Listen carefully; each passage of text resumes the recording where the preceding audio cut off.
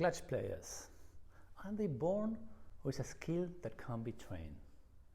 Hello everyone, my name is Hernan Chosa. I'm a former tennis player and a youth sports parenting author and coach. Today's topic is how to make it in tight matches. The ones that matter. The ones that you can recall to boost your confidence. The most incredible battle in tennis are the ones that separate the winner and the loser by a couple of points. The great 1980 Wimbledon final between Bjorn Borg and John McEnroe and many others come to my mind, but that final was iconic. Anyway, let's start diving into the topic, and I bring to this presentation a player I have known pretty well since he was young, to rally between a theory and a real case scenario. Cerundolo is ranked ATP at the moment this video is being recorded, and in 2022 he experienced excellent results, reaching the Miami semifinals, winning Boston and Hamburg semifinalists. We all heard about the triangle: player, coach and parent. I have bad news. I can't give you a blueprint that suits all, but there are some clues and tools to detect and train a clutch player. Maybe not all of them will fit in your case. You have to try and figure out what's best for you. First, knowing where you come from and your family structure is key. Former tennis player dad, Alejandro, owner of one of Argentina's most prominent tennis academy. Psychologist mom, also a former tennis player. Younger brother, Juan Manuel, ATP ranked 70 with an outstanding track record in all his junior career, Orange Ball winner and much more. And a younger sister, part of the national hockey team. As you can see, this is a highly competitive environment, and I want to introduce a brief note. Fran was the family underdog. Googling the word underdog, I came up with a good definition. No, it's neither an insult nor slang. It's a proper word to describe someone with more potential than people think. They may not be everyone's favorite or seen as the best, but they can do great things. Let's dive into the case with a story. Maybe you think Franz succeeded in tennis when young and always led the rankings. It wasn't that way. In under 10, he was a good player, but not part of the elite ones. There was a national team competition, and every state had a team with 4 members, 2 singles and 1 double. Downtown Buenos Aires was a pretty strong team, and Fran was the 4th player in the lineup.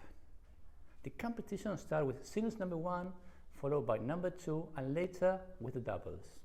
Fran always stepped on the court to play the latter with a sealed score. He didn't play well during the whole tournament.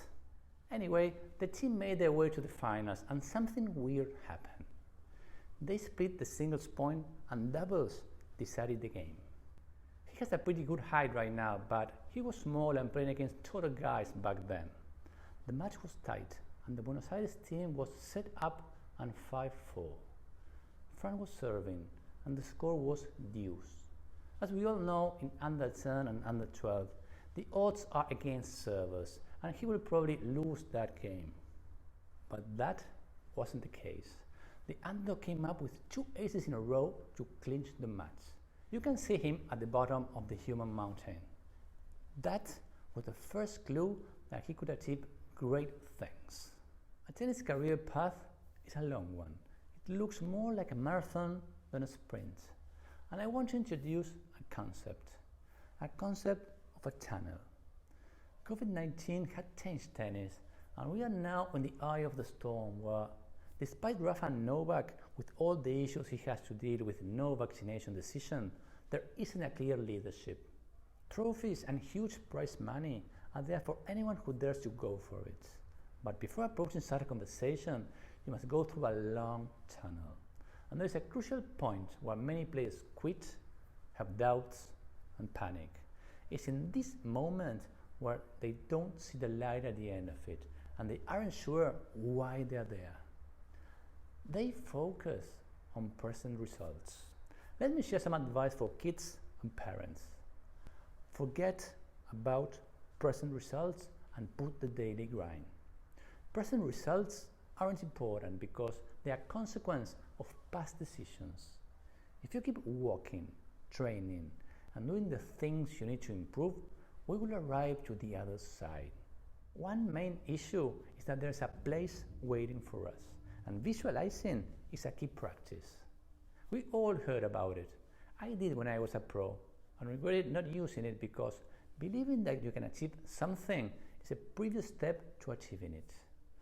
There's a great quote about it from Bob Proctor, who recently passed away. He said, "If you can see it in your mind, you will hold it in your hand."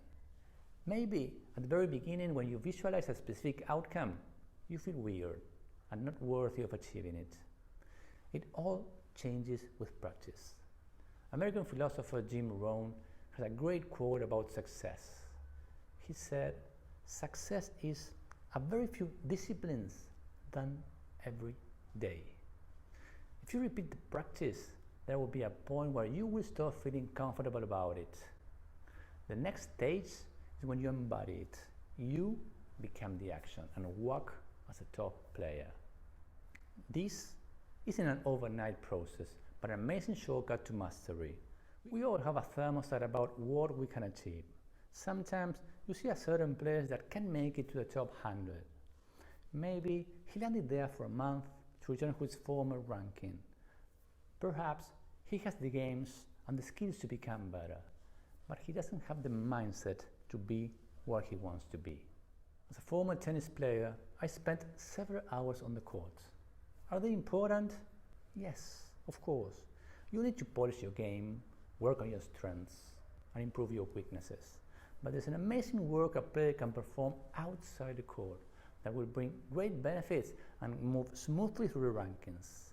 So visualize achieving what you want. Let's move to one key topic about clutches: the state of being. Being is the capacity to repeat a particular performance without stress. As we all know, males are played best of 5 sets, and this condition is due to protect the best players.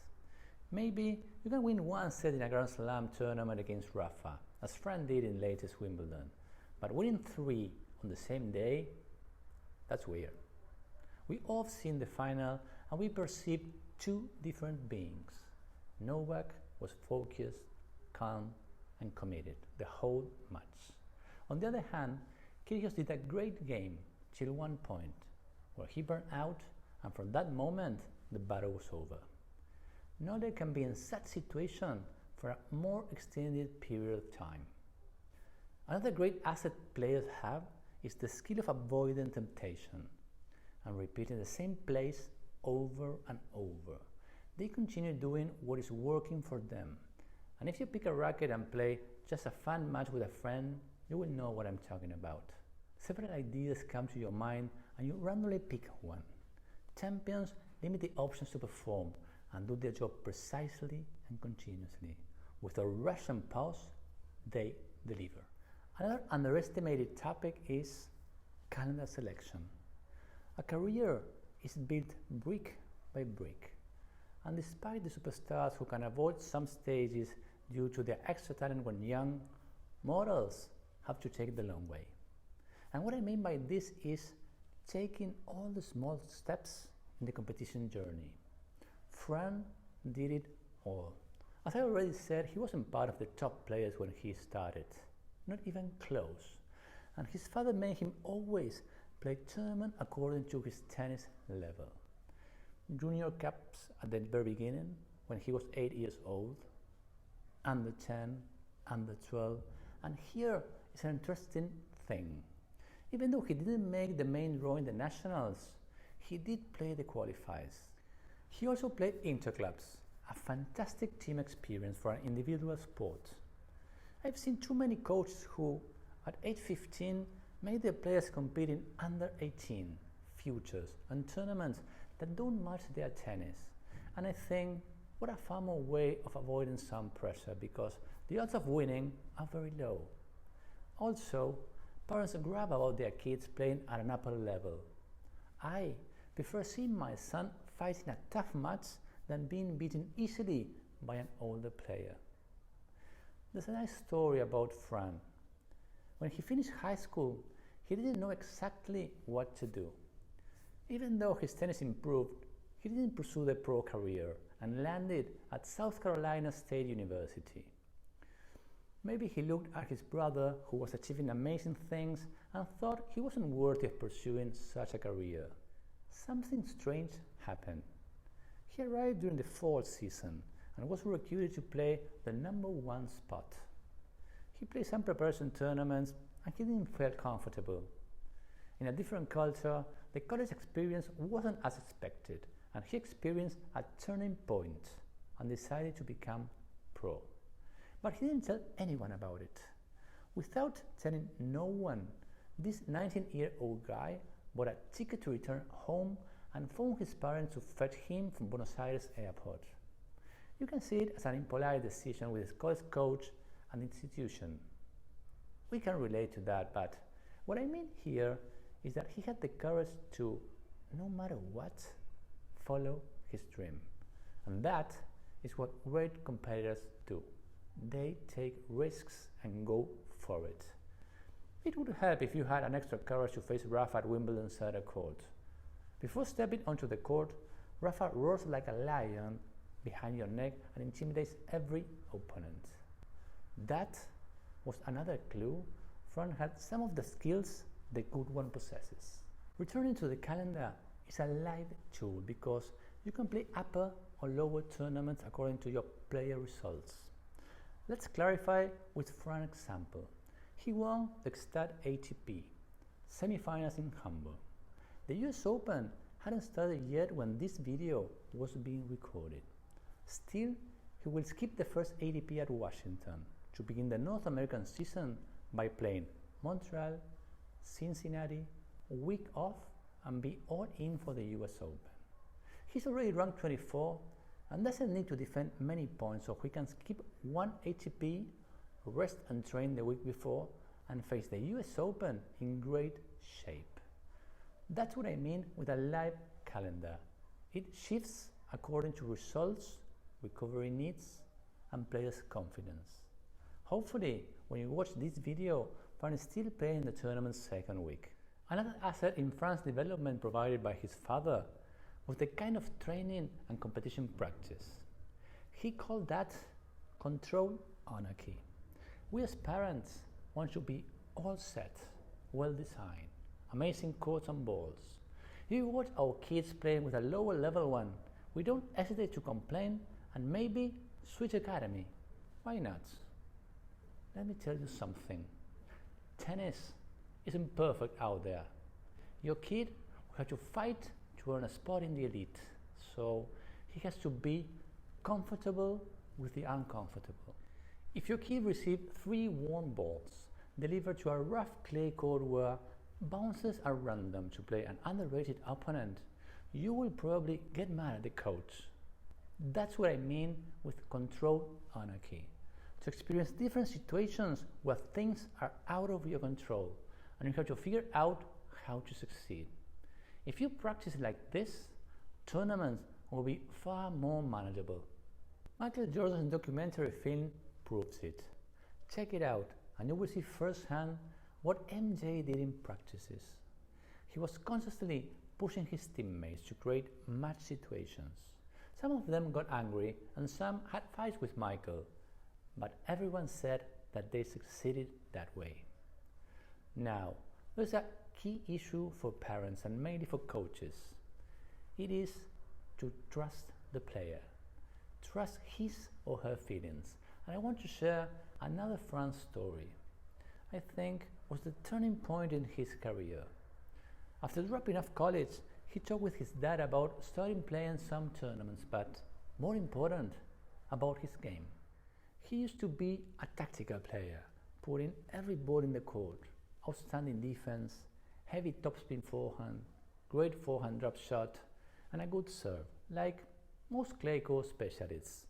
You can relate to Spanish and Argentinian players, few unforced errors and long battles. He came to his dad with an argument and wanted to shift his game, turn it around to a big hitter. he felt he had a ceiling in the way he was playing and had to change. Initially, his father was reluctant as points are mainly earned by the opponents and forced error.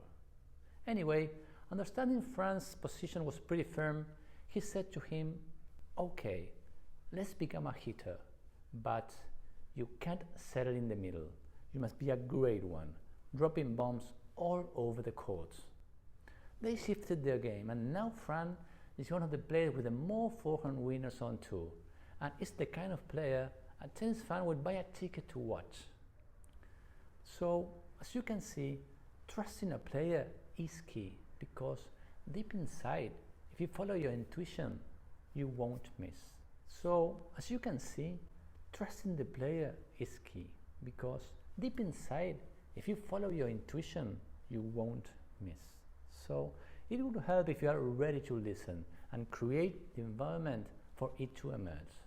Summarizing, Fran's feeling was right, and mixed with a proper piece of advice from his father led to success.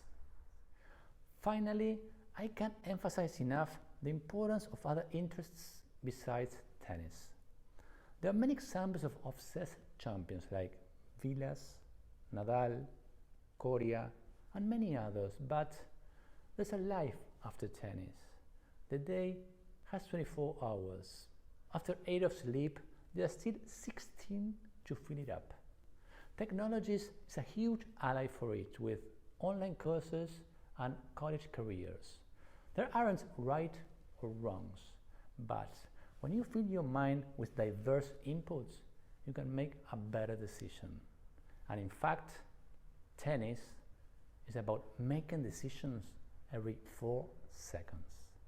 You must be willing to take risks to become a clutch player. So, train hard, believe in yourself, study the game, and most important, see yourself as a clutch player. Thank you for your time, and I hope you find this presentation useful and make you think of another perspective regarding the topic. Thank you.